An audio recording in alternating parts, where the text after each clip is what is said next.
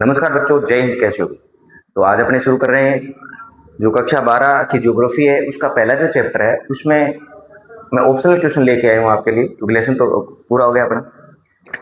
और आप यूट्यूब की क्लास पर पूरे पहले लेसन के आप जितने क्वेश्चन बनेंगे,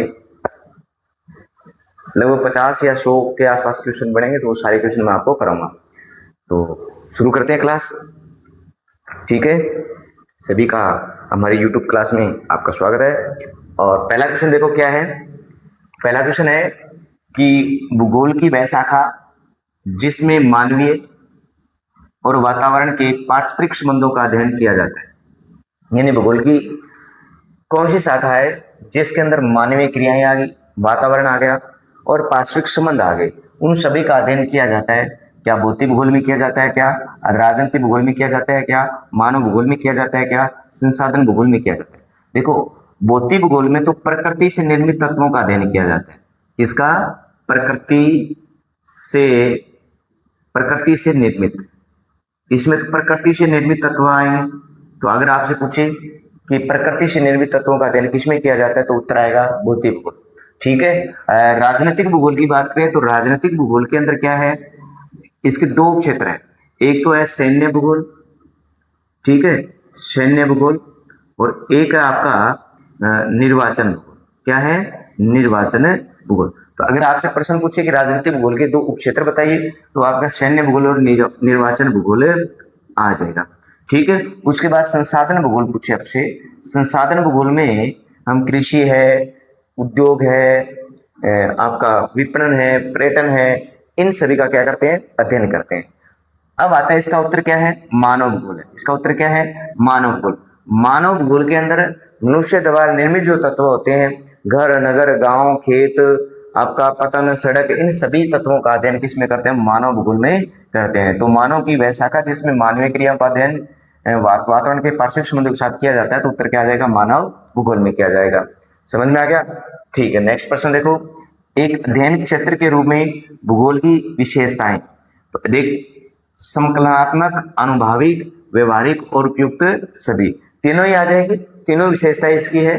तीनों विशेषताएं कि एक अध्ययन क्षेत्र के रूप में भूगोल की विशेषताएं क्या है, तो आपका उत्तर रहेगा संकलनात्मक, अनुभाविक और व्यवहारिक रहेगा। उपयुक्त सभी आ जाएगा। अगर हम संख्या में पूछे तो 3 आ जाएगा।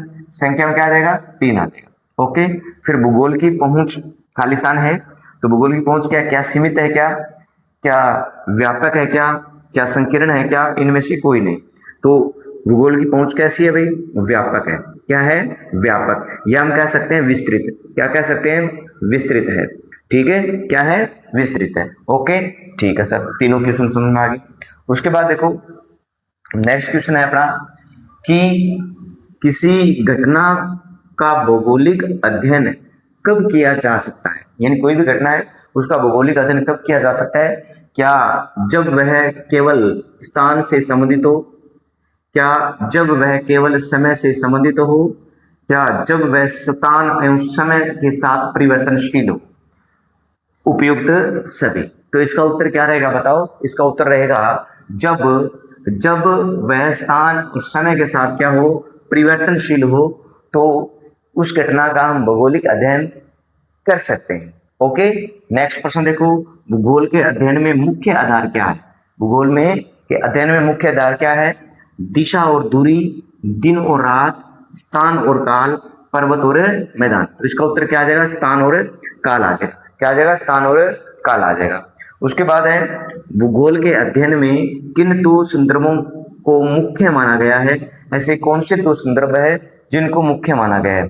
क्या दिग और काल है, क्या दिग और मैदान है, समय और काल है, या दिग और पर्वत है? तो इसका उत्तर आएगा दिग और काल। क्या आएगा? दिग और काल। उसके बाद देखो, 7वां क्वेश्चन है निम्न में से पृथ्वी के घटक। निम्न में से पृथ्वी घटक कितने हैं? 2 है। पहले तो बताओ पृथ्वी घटक कितने हैं? 2। संख्या में पूछे 2 आएगा। कौन कौन से हैं? भौतिक पर्यावरण, सांस्कृतिक पर्यावरण, प्रकृति या उपयुक्त सभी। देखो, वैसे सीधे 2 है। जब भौतिक और पर्यावरण ये प्रकृति से संबंधित है, सांस्कृतिक का है तो ये मानव भूगोल से संबंधित है। किसे? मानव भूगोल से, तो इसका उत्तर हो जाएगा उपयुक्त सभी। क्या हो जाएगा? उपयुक्त सभी हो जाएगा। तो 7 क्वेश्चन है, 7 क्वेश्चन का एक स्क्रीनशॉट लीजिए, उसके बाद नेक्स्ट क्वेश्चन पे चलिए। अब देखो अपना नेक्स्ट क्वेश्चन, 8वां देखो अपने क्वेश्चन। 8वां क्वेश्चन है भूगोल की शाखा है। क्या है? भूगोल की शाखा है। तो भूगोल की शाखा बताओ, देखो कितनी है? 2 है सर। कितनी है? 2 शाखा है। अगर हमसे पूछे संख्या में कितनी शाखाएं हैं? 2 शाखा है भूगोल की। कौन कौन सी? भौतिक भूगोल, मानव भूगोल। कौन कौन सी है? भौतिक भूगोल और मानव भूगोल। तो इस क्वेश्चन का उत्तर हो जाएगा सी। क्या हो जाएगा? सी उत्तर हो जाएगा। भौतिक भूगोल और मानव भूगोल दोनों ही भूगोल की महत्वपूर्ण शाखाएं। फिर भौतिक भूगोल की अलग अलग शाखाएं आ जाती है, मानव भूगोल की अलग अलग शाखाएं आ जाती है, तो कक्षा 11 के अंदर पढ़ते हो तुम। फिर निम्न में से भौतिक भूगोल का तत्व नहीं है, भी निम्न में से भौतिक भूगोल का तत्व नहीं है। तो देखिए, भू आकृति ये प्रकृति से निर्मित है, मैदान प्रकृति से निर्मित है, वनस्पति प्रकृति से निर्मित है, उद्योग, उद्योग जो है ना ये सांस्कृतिक तत्व है। कौन सा? ये सांस्कृतिक तत्व है, यानी मानव द्वारा निर्मित है। तो इसका उत्तर क्या आ जाएगा? सी आ जाएगा। क्या आ जाएगा? सी आ जाएगा भाई। ओके, साथ साथ में करते रहना, क्योंकि ये सांस्कृतिक तत्व है। कौन सा है? ये सांस्कृतिक तत्व है, यानी मानव निर्मित तत्व है ये, और ये तीनों ही प्रकृति द्वारा तत्व है, यानी प्रकृति द्वारा निर्मित होते हैं। उसके बाद देखो भौतिक पर्यावरण, सॉरी भौतिक भूगोल में केंद्र बिंदु माना जाता है, यानी भौतिक भूगोल में केंद्र बिंदु किसे माना जाएगा? अगर भौतिक भूगोल की बात आएगी तो केंद्र बिंदु माना जाएगा प्रकृति को। किसको? प्रकृति को माना जाएगा, या फिर मानव को माना जाएगा, या ये भी दोनों, या इनमें से कोई नहीं। तो इसका उत्तर आएगा ए, यानी प्रकृति को माना जाएगा। अगर प्रश्न आपसे पूछता है कैसे कि मानव भूगोल में, किसमें? मानव भूगोल में केंद्र बिंदु माना जाता है, तो आपका उत्तर रहेगा मानव। क्या रहेगा? मानव उत्तर रहेगा। ठीक है, तो भौतिक भूगोल में केंद्र बिंदु किसे माना जाएगा? प्रकृति को माना जाएगा। और मानव भूगोल में केंद्र बिंदु किसे माना जाएगा? मानव को माना जाएगा भाई। ठीक है, भूगोल में खालिस्तान के अध्ययन पर बल दिया जाता है। क्या भौतिक और प्रकृति है? क्या प्रकृति और मानव है? क्या मानव और संस्कृति है? क्या उसमें से कोई नहीं। तो इसका उत्तर देखो क्या है? भी भूगोल में हम भौतिक तत्वों का अध्ययन करते हैं, या ठीक है, या हम कह सकते हैं, यहाँ प्रकृति कह सकते हैं। क्या कह सकते हैं? प्रकृति। और हम मानव भूगोल का, यानी मानवीय क्रियाओं का अध्ययन करते हैं। तो इसमें देखो ये उत्तर में कहा है भौतिक और प्रकृति, ये तो दोनों सेम ही है, ये तो उत्तर नहीं होगा। प्रकृति और मानव, तो ये उत्तर हो जाएगा इसका बी। क्या हो जाएगा? प्रकृति और मानव हो जाएगा। भाई क्लास अच्छी लग रही है तो लाइक और शेयर कर दो, और ये ऑप्शनल क्वेश्चन आपको अलग से पढ़ने की जरूरत नहीं है, यहां से अपनी क्लास से पढ़ लिया तो पेपर में आपको जो भी पहले लेसन से 2 या 3 क्वेश्चन ऑप्शनल आते हैं या एक आता है, आपको इन्हीं ऑप्शनों में से मिल जाएंगे, और सेम मिल जाएंगे, वही ऑप्शन मिलेंगे और वही सेम पर्सन की लैंग्वेज रहेगी। ठीक है, विश्वास रखो आप कि मानव भूगोल के अध्ययन में किन विधियों का प्रयोग किया जाता है। मानव भूगोल के अध्ययन में किन विधियों का प्रयोग किया जाता है? नमोथेटिक या इंडियोग्राफिक, इंडियोलॉजी नहीं, ये तो आ ही नहीं सकता। ठीक है, नमोथेटिक और इंडियोग्राफी दोनों का उपयोग किया जाता है। इसका उत्तर हो जाएगा डी। क्या हो जाएगा? डी हो जाएगा। ओके, उसके बाद आता है निम्न में से पृथ्वी के रूप है। भाई निम्न में से पृथ्वी के रूप आपने पढ़ा होगा कि तूफान की आंख, जब आंधी आती है तूफान की आंख, नदी के मुख, हिमनद के प्रकोप, तो उपयुक्त सभी आ जाएगा इसका उत्तर। क्या आ जाएगा? उपयुक्त सभी आ जाएगा भाई।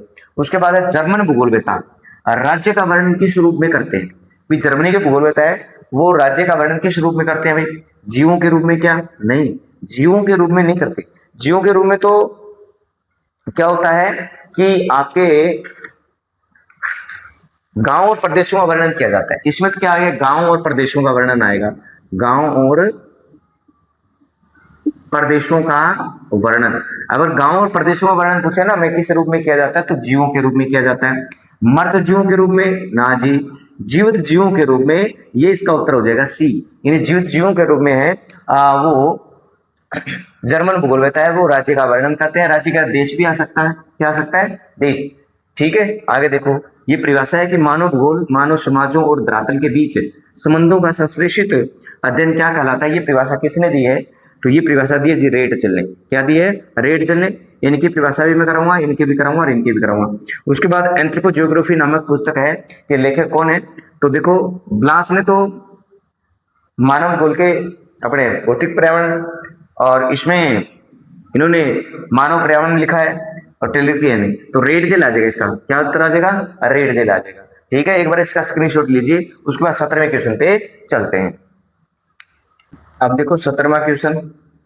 17वां क्वेश्चन है कि निश्चयवाद विचारधारा के जनक कौन?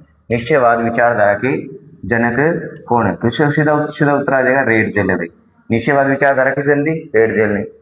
ब्लास ने तो विचारधारा दी है, वो दी है समव्ययवाद। क्या दी है? समव्ययवाद। ठीक है। शैम्पुर की विचारधारा है वो है नियतिवाद। क्या है? नियतिवाद है। ठीक है। और गिफ्ट टेलर ने जो विचारधारा दी है वो दी है पर्यावरण निश्चयवाद, यानी नव निश्चयवाद दिए। ठीक है, तो चारों के अलग अलग आ गए। उसके बाद है आधुनिक मानव भूगोल का जनक किसे माना जाता है? तो आधुनिक मानव भूगोल का जनक है रेड जेल के जितने हैं कि अपने को जर्मन जितने भी भूगोल होते हैं सारे आधुनिक मानव भूगोल के जनक है। लेकिन मुख्यतः कौन है? मुख्यतः इसमें रेड जेल है। कौन है? रेड जेल आ जाएंगे।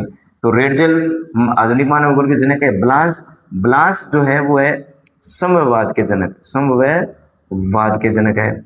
और स्टैम्पुल है वो नियतिवाद के जनक है। कौन है? नियतिवाद की। और जीन ब्रूस है वो समवाद का समर्थन करने वाले, यानी ये ब्लास के शिष्य थे भाई। जीन ब्रूस ब्लास के शिष्य थे। तो इसका उत्तर हो जाएगा बी। रेड जेल किस देश से संबंध रखते हैं? देखो जर्मनी से इनका संबंध है, तो इसका उत्तर ए आएगा। ब्रिटेन के नहीं है, अमेरिका की कुमारी एलन से सैंपल है और भारत के भी नहीं है, तो इसका उत्तर हो जाएगा जर्मनी। नियतिवाद की कट्टर समर्थक कौन है? ऊपर बता के आया हूं मैं, तो आपको उत्तर आ जाएगा शैम्पुल। कौन है? शैम्पुल है। 21वां क्वेश्चन देखो, अस्थिर पृथ्वी और क्रियाशील मानव के बीच परिवर्तनशील संबंधों का अध्ययन। अस्थिर की जगह क्या लिख सकता है? वो अस्थायी लिख सकता है, अस्थायी। और इसकी जगह लिख सकता है क्रियाशील की जगह चंचल मानव लिख सकता है, चंचल मानव लिख सकता है। ठीक है, तो ये परिभाषा किसने दी भाई? ये परिभाषा दी है कुमारी एलन सी सैंपल ने। किसने दी है? कुमारी एलन सी सैंपल ने दी है। रेड जेल की परिभाषा हम कर चुके हैं, और ये भाई साहब ये भौतिक नियमों की चर्चा करते हैं। ठीक है, उसके बाद देखो किस विचारधारा में मानव को प्रकृति का दास माना जाता है? तो ऐसी विचारधारा कौन सी है जिसमें मानव को प्रकृति का दास माना जाता है? तो उत्तर आएगा नियतिवाद। कौन सा आएगा? नियतिवाद में प्रकृति को दास माना जाता है। जबकि समवाद में क्या होता है? समवाद में प्रकृति अवसर प्रदान करती है और मनुष्य उसका उपयोग करता है। तो नियतिवाद में तो जो ज्यादा प्रभावी वो प्रकृति रहेगी, समवाद में कौन रहेगा? मानव रहेगा। ठीक है, ठीक है सर। नेक्स्ट क्वेश्चन देखो, नियतिवाद में अधिक प्रभावी किसे माना जाता है? तो आ गया ना, प्रकृति को माना जाएगा इसमें। किसको? प्रकृति को। समवाद के जनक कौन है? समवाद के जनक कौन है भाई? ये ब्लास आ जाएगा। समवाद के जनक कौन है? ब्लास आ जाएगा। रेड जेल तो क्या है? निश्चयवाद के। शैम्पुल क्या है? नियतिवाद की, नियतिवाद। ओके, उसके बाद किस भूगोलवेत्ता ने अपनी परिभाषा में भौतिक नियमों की चर्चा की है? किसकी? भौतिक नियमों की चर्चा की है, तो उत्तर आएगा ब्लास। क्या आएगा? ब्लास आएगा। ओके, ये 25 क्वेश्चन हो गए। 26वें क्वेश्चन पे चलते हैं, एक बार स्क्रीनशॉट इसका ले लो। 27वां क्वेश्चन देखो, समवाद में किसको अधिक प्रभावी माना जाता है? इसका उत्तर रहेगा मानव। किसको? मानव को माना जाता है। फिर किस विद्वान की परिभाषा में संबंधों को गत्यात्मकता का मुख्य शब्द रहा है? तो इसका उत्तर क्या रहेगा भाई? इसका उत्तर रहेगा शैम्पुल। क्या रहेगा? शैम्पुल रहेगा, जो अमेरिका की है। और रेड जेल का पूछे तो संश्लेषण से रहेगा। रेड जेल ने अधिक जोर किस पे दिया है? संश्लेषण पे दिया है। उसके बाद मध्य भारत के अबुझमाड़ क्षेत्र में के जंगलों में कौन सी कृषि की जाती है? तो स्थानांतरित कृषि की जाती है। कौन सी की जाती है? स्थानांतरित कृषि की जाती है। माता प्रकृति का रूप धारण कौन करता है भाई? ये भौतिक पर्यावरण करता है भाई। कौन करता है? भौतिक पर्यावरण। इसका उत्तर सी हो जाएगा। उसके बाद देखो 31 नंबर का क्वेश्चन है कि नवनिश्चयवाद के प्रणेता कौन है? नवनिश्चयवाद के प्रणेता, तो इसका उत्तर हो जाएगा रेड जेल। कौन है? रेड जेल है। अगर आपसे पूछे कि नवनिश्चयवाद या पर्यावरण निश्चयवाद विचारधारा की सिद्धांत के नाम से जानी जाती है, तो उत्तर आएगा रूपो और जाओ के नाम से जानी जाती है। उसके बाद कल्याणपरक अथवा मानवतावादी विचारधारा का संबंध, कल्याणपरक और मानवतावादी विचारधारा का संबंध किससे है भाई? शिक्षा से है, आवास से है, स्वास्थ्य से, उपयुक्त सभी। इसका उत्तर हो जाएगा डी। फिर मानव भूगोल का उपक्षेत्र नहीं है।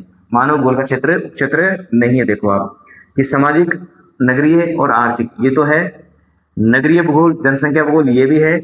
लिंग भूगोल, निर्वाचन भूगोल, संसाधन भूगोल, लिंग भूगोल, निर्वाचन भूगोल, संसाधन भूगोल, ये नहीं है भाई। इसका उत्तर क्या हो जाएगा? सी हो जाएगा। आर्थिक भूगोल, आवास भूगोल और राजनीतिक भूगोल, ये तो है। ठीक है, तो इसका उत्तर क्या हो जाएगा? सी हो जाएगा भाई। सारे आगे इसके अंदर। ठीक है, ओके। उसके बाद देखो आर्थिक भूगोल का उपक्षेत्र क्या है, तो इसमें संसाधन आ जाएगा भाई, संसाधन भूगोल, कृषि भूगोल, ये दोनों ही है। सैन्य और निर्वाचन भूगोल है, ये राजनीति से जुड़े हुए हैं, राजनीति भूगोल के हैं।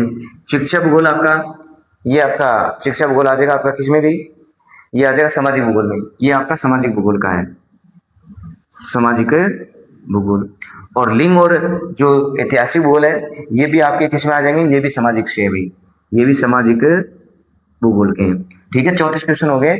अब नेक्स्ट क्वेश्चन में चलेंगे 35 नंबर पे, एक बार सेकंड छोटा आप इसका ले लो। 35वां क्वेश्चन देखो आप, 35वां ऐतिहासिक भूगोल का संबंध किससे, ऐतिहासिक भूगोल का संबंध किससे भाई, इतिहास से रहेगा, सीधा किससे रहेगा, इतिहास से रहेगा, आपका उत्तर क्या आ जाएगा, इतिहास। उसके बाद सुमेलित कीजिए, आपको सुमेलित करना, मिलान करना है, तो क्षेत्रीय विभेदन भाई, क्षेत्रीय विभेदन, क्षेत्रीय विभेदन आ जाएगा आपका 1930। क्षेत्रीय विभेदन कब आएगा भाई, क्षेत्रीय विभेदन की बात करें अपने, जो क्षेत्रीय विभेदन है वो 1930 का दशक आ जाएगा भाई, कौन सा आ जाएगा, 1930 का दशक। फिर स्थानिक संगठन भाई, स्थानिक संगठन, स्थानिक संगठन की बात करें तो स्थानिक संगठन आएगा आपका 1960 का दशक, कौन सा है, 1960 का दशक। और अमूलवादी 1970 में भाई, ये मिलान हो जाएगा। तो इसका उत्तर क्या बन गया भाई, इसका उत्तर बन गया पहले का 1930, दूसरे का 1960 और तीसरे का 1970। ठीक है, उसके बाद है मानव भूगोल, मानवतावादी, अमूलवादी और व्यवहारवादी विचारधाराओं का उदय है वो किस दशक में हुआ, तो सीधा सीधा उत्तर आ जाएगा कौन सा, 1970 के दशक में मानव भूगोल में कौन सी विचारधाराओं का उदय हुआ, तो मानवतावादी, अमूलवादी, व्यवहारवादी हुआ।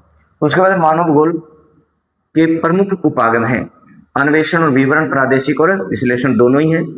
ठीक है, तो उसका उत्तर सी आ जाएगा भाई। फिर अब भूगोल में उत्तर आधुनिकतावाद कब आया, तो ये सीधा सा प्रश्न है, 1990 के अंदर आया। लिंग भूगोल का संबंध किससे है, तो इसका सीधा सा संबंध है सामाजिक भूगोल से, किससे, सामाजिक भूगोल से। तो ये 40 क्वेश्चन थे अपने आज, कितने, 40 क्वेश्चन, और टॉप के 40 क्वेश्चन मैंने करवाए हैं आपको। मेरे हिसाब से यहीं से आपकी बोर्ड परीक्षा में वो ऑप्शन जो आने वाले हैं वो इन जो मैंने ऑप्शन 40 करवाए हैं वहीं से आ जाएंगे। बाकी मैंने इनकी व्याख्या बताई आपको, तो उन व्याख्या से भी प्रश्न आ सकता है। तो आज की क्लास कैसे लगी आप कमेंट करके जरूर बताओगे। फिर हम अगले संडे को दूसरे लेसन के जो 40 ऑप्शनल क्वेश्चन है वो मैं लेके आऊंगा। ठीक है, अच्छी लगी तो वीडियो को लाइक और शेयर कर देना। आज की क्लास खत्म हुई, धन्यवाद, जय हिंद, जय भारत।